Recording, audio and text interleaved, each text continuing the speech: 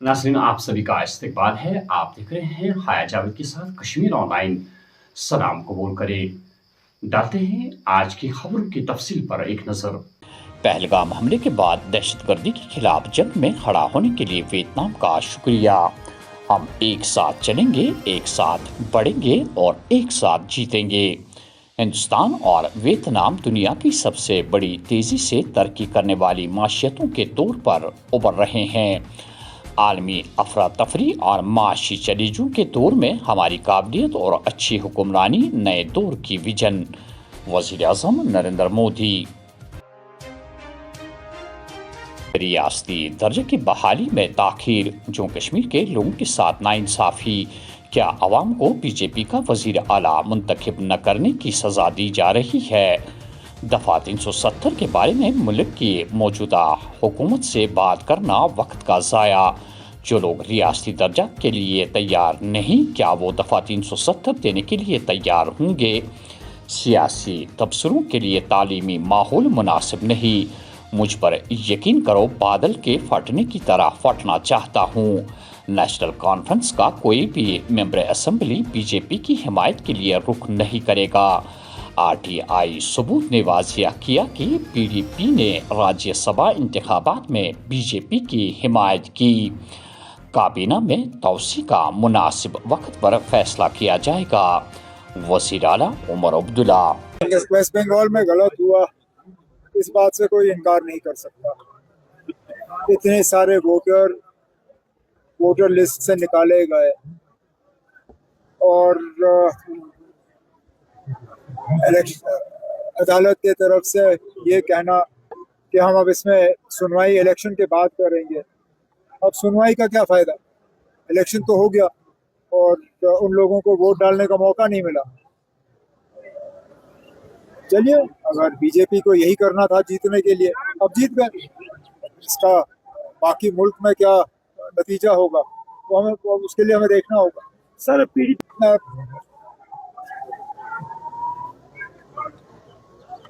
मैं किसी दूसरी तंजीम के कहने के मुताबिक जो है अपना काम नहीं करता। मुझे जब कुछ कहना होता है मैं कहता हूँ। ना मैं खामोश हूँ, ना मेरी हुकूमत खामोश है। जहाँ जहाँ मुद्दे आते हैं जिन पे हमें बोलना होता है, हम बोलते हैं, या तो हुकूमत की तरफ से या तंजीम की तरफ से। सर, रिपोर्ट्स आ रही है कि आपको लगता कि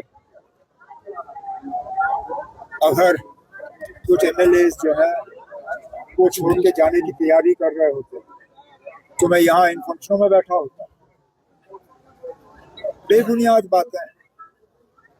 ये वही लोग हैं जिन्होंने बीजेपी के कहने के मुताबिक जो है राज्यसभा में इलेक्शन में बीजेपी की मदद की, और ये अब हम नहीं कह रहे हैं, ये राइट टू इंफॉर्मेशन के तहत साबित हुआ।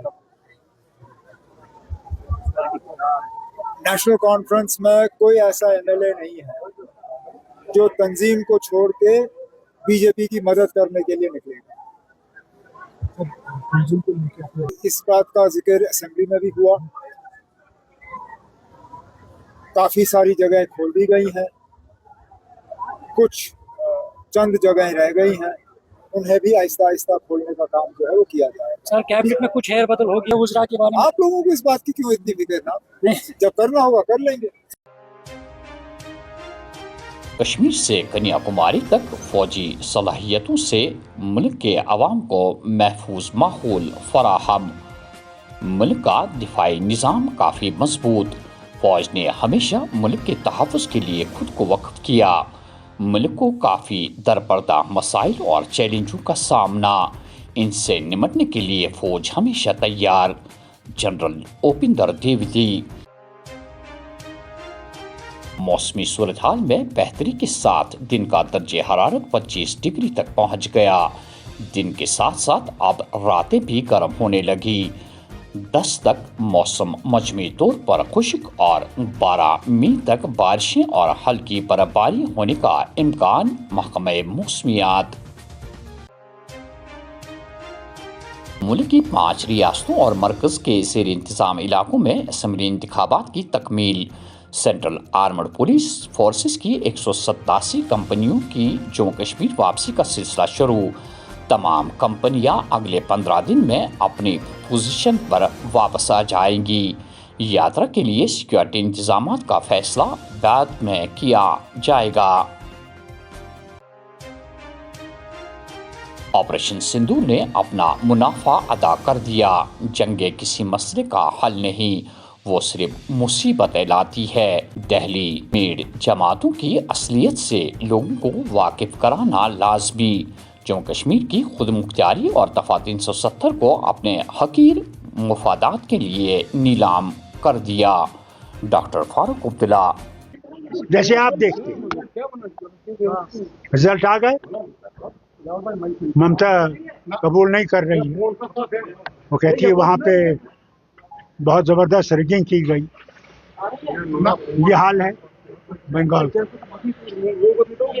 तमिलनाडु में तो नई हुकूमत बन रही है, केरला में भी कांग्रेस जीत गई है, आसाम में भी बीजेपी जीत गई है, और क्या है इसका असर आ रहा है। सर मिडिल ईस्ट में फिर से जंग के बादल मंडरा रहे हैं सर। नहीं मंडरा नहीं, कोई नहीं मंडरा है, घबराइए मत। दुनिया अब लड़ाई के लिए तैयार नहीं है। पहले ही दुनिया में इकोनॉमिक कंडीशंस हर मुल्क की ख़त्म हो रही है, और कोई मुल्क दुनिया में नहीं चाहता है कि ये लड़ाई फिर से शुरू हो। क्योंकि सारा पेट्रोल हो, गैस हो, वो सब मिडिल ईस्ट के अंदर है, और अगर इस पे दबाव रहता रहा तो फिर दुनिया की हालत इतनी ख़राब हो जाएगी कि इंसान का बचना मुश्किल हो जाएगा। आपको तवक्का रखनी नहीं चाहिए। अरे हिंदुस्तान में ब्लास्ट होते रहते हैं, कौन सी नई बात है, घबराइए मत। War has paid its dividends. I think there is no more question of wars. Wars, लड़ाइयाँ जो है वो सोल्यूशन नहीं लाती हैं, वो मुसीबतें लाती हैं। यूक्रेन का हाल देख लीजिए, कितनी बर्बादी उस वतन की हो रही। मिडिल ईस्ट का देख लीजिए, आपके यहाँ का गैस की हालत देख लीजिए, और कतर में करीबन 1 या 2 साल लगेंगे उनको फिर से वो गैस की जो पैदावार है उसको फिर से सप्लाई को बहाल करने की। समझते हैं बहुत अच्छी बात है, उनका काम ही ये है। अगर वो ये काम नहीं करेंगे तो जिंदा कैसे रहें? उन्हें जिंदा रहना है, वो झूठ बोले, जो उनकी मर्जी है वो करें। सियासी तनाज़ा में कुरान पाक को शामिल करना नाकाबिल कबूल। हुकूमत अपनी नाकामियों और अवामी मसाइल से तवज्जो हटाने की कोशिश कर रही है। महबूबा मुफ्ती कि नेशनल कॉन्फ्रेंस इस हद तक गिर गई, उन्होंने कुरान शरीफ को भी इसमें इन्वॉल्व किया है। तो कुरान शरीफ की अजमत को वो लोग समझते नहीं हैं। अगर उनको सियासी तौर हमसे जंग करनी है, लड़ना है, तो कुरान शरीफ का पहली दीन से तो वो नावाकिफ हैं।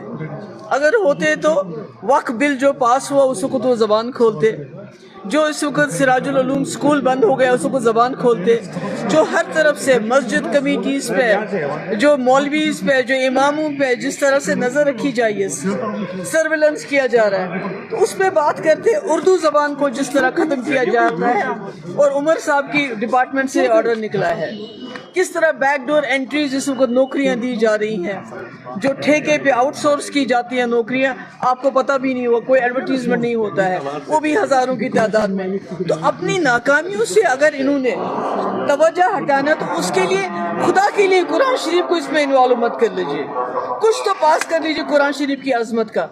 अब कुरान शरीफ की भी बात करते हैं ये, तो मुझे लगता है कि 2 साल के अंदर अंदर जो नेशनल कॉन्फ्रेंस से लोग मुतनफिर हो गए हैं, गुस्सा हो गए हैं इनकी नाकामियों की वजह से, इनकी खामोशियों की वजह से। आज ड्रग्स पेडलर के नाम पे लोगों के मकान गिराए जा रहे हैं, उससे पहले मिलिटेंट्स के साथ सिंपैथी उसके नाम गिराए जाए, उससे पहले घास चराई। ये तो तमाशा बीन है, मुलाजिमों को सरकारी नौकरियों से निकाला जा रहा है, ये तमाशा देख रहे हैं। ओपन मेरिट के नौजवान इस वक्त मुसीबत में हैं, ये तमाशा देख रहे हैं। تو ان کی اپنی ناکامیاں چھپانے کے لیے یہ کہیں ہم سے جھگڑا کریں, ہم پہ الزام لگائیں, اور خدا کے لیے قرآن شریف کی عظمت کو اس میں انوالو نہ کریں. سری نگر کے ہوٹل میں معمر امریکی سیاح بے ہوش ہونے کے بعد لقمہ اجل.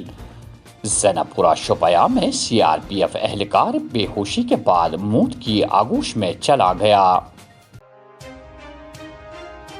پونچھ میں آلٹو گاڑی اور کنٹرا کے درمیان ٹکر, 4 خواتین سمیت 5 افراد زخمی, علاج کے لیے اسپتال منتقل. مغل روڈ پر گاڑی نالے میں گرنے کا معاملہ, باپ بیٹے سمیت تمام 4 افراد کی لاشیں برآمد, بچاؤ آپریشن ختم. وسطی ضلع گاندربل کے اکوگنڈ کنگن علاقے میں بدھ کے روز اس وقت خوف ہراس کا ماحول پھیل گیا جب ایک ریچھ نے ایک خاتون پر حملہ کر کے اسے شدید زخمی کر دیا. اطلاع کے مطابق 32 سالہ زبیدہ بیگم زوج ممتاز احمد چچی ساکن اکوگنڈ ریچھ کے حملے میں زخمی ہوئی. مقامی لوگوں نے فوری طور پر زخمی خاتون کو علاج معالج کے لیے پرائمری ہیلتھ سینٹر گنڈ منتقل کیا. ڈاکٹروں نے ابتدائی طبی امداد فراہم کرنے کے بعد خاتون کو مزید علاج کے لیے سکم صغرا ریفر کر دیا. واقعے کے بعد علاقے میں خوف و دہشت کی لہر دوڑ گئی, جبکہ مقامی لوگوں نے محکمہ وائلڈ لائف سے فوری اقدامات کرنے کا مطالبہ کیا. آخر میں یہ خبر کہ جنوبی کشمیر ضلع اننت ناگ میں اس وقت صف ماتم بچھ گئی جب قرآن حال بج بہاڑا میں ایک کم سن 16 سالہ طالب علم عرفان احمد وارک گھر کی 2 منزلہ عمارت سے نیچے گر گیا. اگرچہ زخمی حالت میں اسے سب ڈسٹرکٹ ہسپتال بج بہاڑا منتقل کیا گیا, تاہم اس کی نازک حالت دیکھ کر ڈاکٹروں نے اسے سری نگر کے صورا میڈیکل انسٹیٹیوٹ منتقل کرنے کا مشورہ دیا, لیکن بدقسمتی سبب 16 سالہ عرفان زخموں کی تاب نہ لا کر زندگی کی جنگ ہار گیا. تو ناظرین, یہ تھی آج کی اہم خبریں. دیجیے میزبان حیا جاوید کو اجازت. اللہ حافظ.